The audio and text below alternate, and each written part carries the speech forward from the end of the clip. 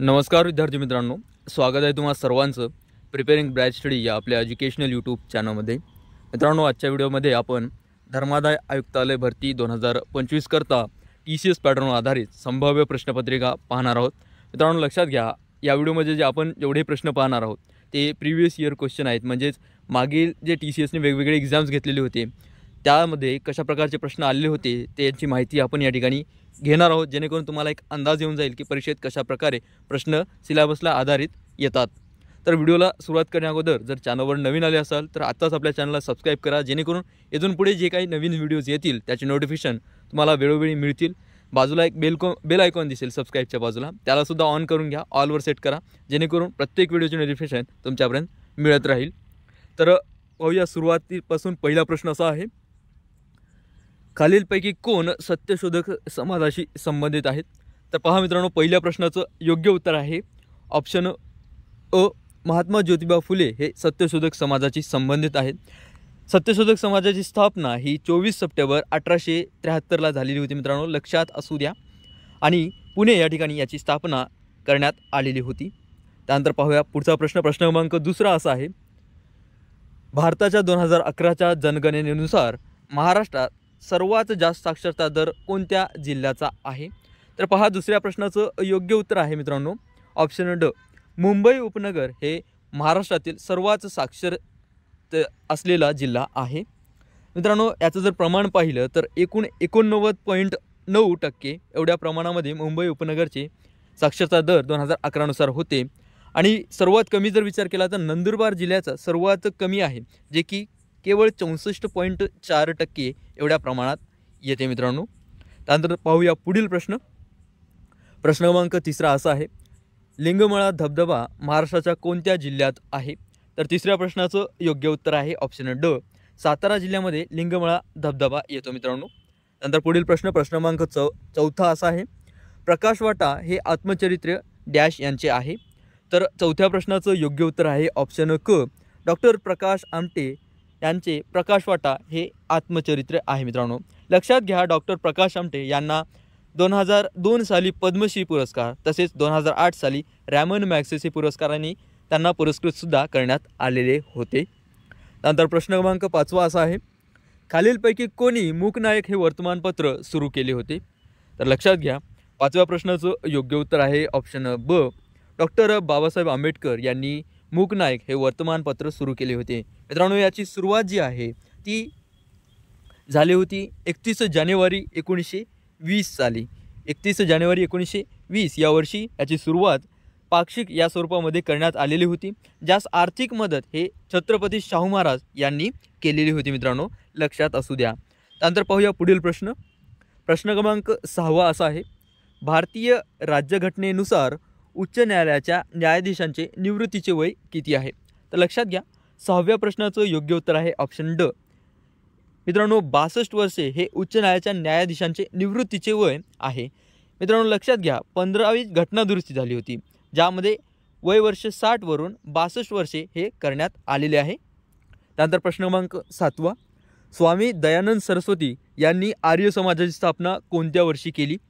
तर 7व्या प्रश्नाचं योग्य उत्तर आहे ऑप्शन ड, 1875 मध्ये मित्रांनो स्वामी दयानंद सरस्वती यांनी आर्य समाजाची स्थापना केली होती। मित्रांनो, लक्षात घ्या, 18 एप्रिल 1875ला ही स्थापना मुंबई या ठिकाणी करण्यात आलेली होती। त्यानंतर प्रश्न क्रमांक 8, खालीलपैकी कोणी देवदासी प्रथेविरोधात परिषदेचे जे आयोजन आहे ते केलेले होते? तर 8व्या प्रश्नाचं योग्य उत्तर आहे ऑप्शन ड, महर्षी विठ्ठल रामजी शिंदे यांनी देवदासी प्रथेविरोधात एका परिषदेचे आयोजन करण्यात आलेले होते, त्यांनी केलेले होते, जे की 25 एप्रिल 1910। मित्रांनो, लक्षात घ्या, 25 एप्रिल 1910ला देवदासी प्रथेविरोधातील परिषदेचे आयोजन महर्षी विठ्ठल रामजी शिंदे यांनी केले होते। त्यानंतर प्रश्न 9 असा आहे, पानिपत या मराठी पुस्तकाचे लेखक कोण आहेत? महत्त्वाचे पुस्तक आणि महत्त्वाचे लेखक यांच्या संदर्भात हमखास परीक्षेत प्रश्न येतात। तर 9व्या प्रश्नाचं योग्य उत्तर आहे मित्रांनो ऑप्शन अ, विश्वास पाटील यांनी पानिपत या मराठी पुस्तकाचे लेखन केलेले आहे मित्रांनो।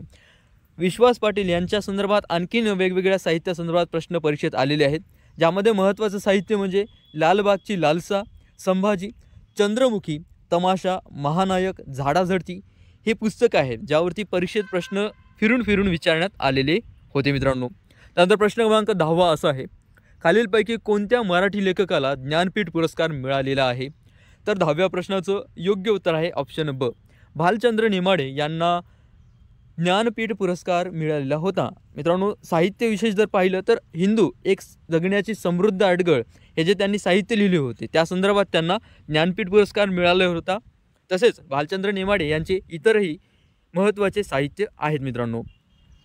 त्यानंतर प्रश्न क्रमांक 11 असा आहे, महाराष्ट्र राज्यातील सर्वात लहान नदी खोरे कोणते आहे? तर 11व्या प्रश्नाचं योग्य उत्तर आहे ऑप्शन ड, नर्मदा खोरे हे महाराष्ट्र राज्यातील सर्वात लहान नदी खोरे आहे मित्रांनो. याचं जर प्रमाण पाहिलं तर केवळ 0.5% एवढं प्रमाण नर्मदा खोऱ्याचं आहे. आणि सर्वाधिक जर विचार केला तर गोदावरी नदी खोरे हे सर्वाधिक प्रमाणात आहे, जे की 49.7% एवढं कव्हर करते मित्रांनो. त्यानंतर पुढील प्रश्न पाहूया. प्रश्न क्रमांक 12 असा आहे, वैयक्तिक सत्याग्रहाचे पहिले सत्याग्रही कोण होते? तर 12व्या प्रश्नाचं योग्य उत्तर आहे ऑप्शन ड, आचार्य विनोबा भावे हे वैयक्तिक सत्याग्रहाचे पहिले सत्याग्रही होते मित्रांनो, जे की त्याची सुरुवात 11 ऑक्टोबर 1940 करण्यात आलेली होती.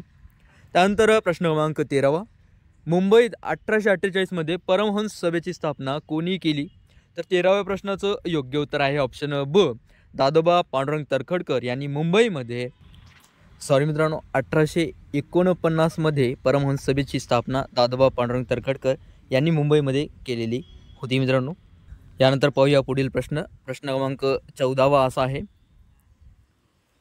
भारतीय राज्यघटनेतील खालीलपैकी कोणते कलम अस्पृश्यतेची चाल नष्ट करते? तर 14व्या प्रश्नाचं योग्य उत्तर आहे ऑप्शन अ, कलम 17 हे अस्पृश्यतेचे कलमासंदर्भात आहे. यासोबतच पाहिलं तर कलम 16 जे आहे ते मित्रांनो सार्वजनिक सेवा योजनांमध्ये समान संधी उपलब्ध करण्यासंदर्भात आहे. कलम 18 जे आहे मित्रांनो ते वेगवेगळे किताब देणे नष्ट करणे या संदर्भात आहे. आणि कलम 19 जे आहे ते भाषण स्वातंत्र्यासंदर्भात आहे मित्रांनो. त्यानंतर प्रश्न क्रमांक 15 असा आहे, खालीलपैकी कोणते वन्यजीव अभयारण्य शेकरूसाठी प्रसिद्ध आहे? तर 15व्या प्रश्नाचं योग्य उत्तर आहे ऑप्शन ड, भीमाशंकर वन्यजीव अभयारण्य हे शेकरूंसाठी प्रसिद्ध आहे मित्रांनो, जे की पुणे जिल्ह्यातील आंबेगाव आणि खेड तालुक्यामध्ये येते. त्यानंतर प्रश्न क्रमांक 16 असा आहे, खालीलपैकी कोणत्या धरणाला मोडक सागर धरण असेही म्हणतात? तर लक्षात घ्या मित्रांनो, 16व्या प्रश्नाचं योग्य उत्तर आहे ऑप्शन अ, वैतरणा धरणास मोडक सागर धरण असे सुद्धा म्हटल्या जाते मित्रांनो. ठीक आहे. आणि हे जे स्थान आहे ते ठाणे जिल्ह्यामध्ये येते मित्रांनो त्याचे. त्यानंतर पुढील प्रश्न क्रमांक 17, प्रथम महाराष्ट्र भूषण पुरस्कार प्राप्तकर्ता खालीलपैकी कोण आहे? तर 17व्या प्रश्नाचं योग्य उत्तर आहे मित्रांनो ऑप्शन ब, पु ल देशपांडे म्हणजेच पुंडलिक लक्ष्मण देशपांडे हे महाराष्ट्र भूषण पुरस्कार प्राप्त करणारे प्रथम व्यक्ती होते मित्रांनो. त्यानंतर पुढील प्रश्न क्रमांक 18 असा आहे, खालीलपैकी कोणत्या नदी उगम महाराष्ट्रामध्ये होत नाही? तर मित्रांनो लक्षात घ्या, बनास जी नदी आहे तिचा उगम महाराष्ट्रामध्ये होत नाही. त्यानंतर पूर्णाचा जर विचार केला मित्रांनो, पूर्णा ही गाविलगड डोंगरावर आहे. तर मित्रांनो पैनगंगा जी नदी आहे ती अजिंठा लेणी या ठिकाणी उगम पावते. आणि गोदावरीचा विचार केला तर त्र्यंबकेश्वर, ब्रह्मगिरी डोंगर, नाशिक या ठिकाणी गोदावरी नदीचा उगम होतो. नंतर पुढील प्रश्न क्रमांक 19, भारतीय राष्ट्रीय काँग्रेसच्या पहिल्या अधिवेशनामध्ये एकूण किती सदस्य उपस्थित होते? तर 19व्या प्रश्नाचं योग्य उत्तर आहे ऑप्शन ड. मित्रांनो भारतीय राष्ट्रीय काँग्रेसची पहिली अधिवेशन झाले होते त्यामध्ये एकूण 72 सदस्य हे उपस्थित होते मित्रांनो. हे अधिवेशन 28 ते 31 डिसेंबर 1885 या काळामध्ये पार पडले होते. आणि गोकुळदास तेजपाल संस्कृत पाठशाळा मुंबई ह्या ठिकाणी हे अधिवेशन भरण्यात आलेले होते. बऱ्याचदा स्थानसुद्धा परीक्षेमध्ये विचारण्यात येते, ज्याचे अध्यक्ष व्यमेशचंद्र बॅनर्जी होते. आणि सर्वाधिक सदस्य ह्या पहिल्या अधिवेशनामध्ये मुंबई प्रांतामधूनच आलेले होते. त्यानंतर पहा मित्रांनो पुढील प्रश्न क्रमांक 20, खालीलपैकी कोणते चपटे कृमी म्हणून ओळखले जातात?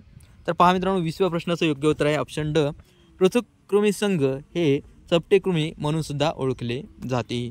तर मित्रांनो अशा प्रकारचे आपले टॉपचे 20 प्रश्न जे की बऱ्याच परीक्षेमध्ये TCSने विचारलेले होते ते आपण पाहिलेले आहे. जर तुम्हाला ही टेस्ट आवडली, हा व्हिडिओ आवडला तर नक्कीच व्हिडिओला लाईक करा, आपल्या मित्रांसोबत सुद्धा शेअर करा. आणि जर अशाच प्रकारचे पुढील नोटिफिकेशन तुम्हाला वेळोवेळी हवे असतील तर नक्कीच चॅनलला सबस्क्राईब करा मित्रांनो. भेटूया पुढील व्हिडिओमध्ये. तोपर्यंत धन्यवाद.